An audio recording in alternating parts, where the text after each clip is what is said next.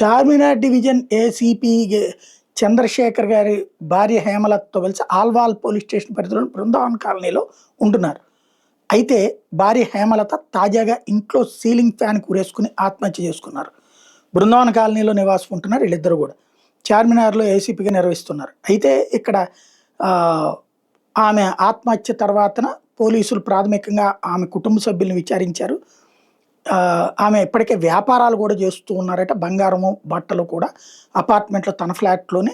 అయితే ఈ మధ్యన అనారోగ్యంగా ఉంటుంది. అనారోగ్యం కారణంగానే ఆత్మహత్య చేసుకుని ఉండొచ్చని కుటుంబ సభ్యులు చెప్పడంతో మృతదేహాన్ని ఇచ్చారు. పోస్ట్ మార్టం చేయించి ఆత్మహత్య అనేది కన్ఫర్మ్ పోస్ట్ మార్టంలో. అయితే సాధారణంగా ఇట్లాంటి కేసుల్లో అత్తింటి వారు గనక అల్లుడి మీద ఆరోపణలు చేస్తే కేసు పెడతారు. బట్ అమ్మాయి అనారోగ్యంతో అని చెప్పేటప్పటికి కేసు ఉండదు. ఆత్మహత్య అనేటువంటిది నమోదు చేస్తారు. మృతదేహాన్ని ఇచ్చాడు నిజామాబాద్కి తరలించి అక్కడ అంత్యక్రియలు చేస్తున్నారు.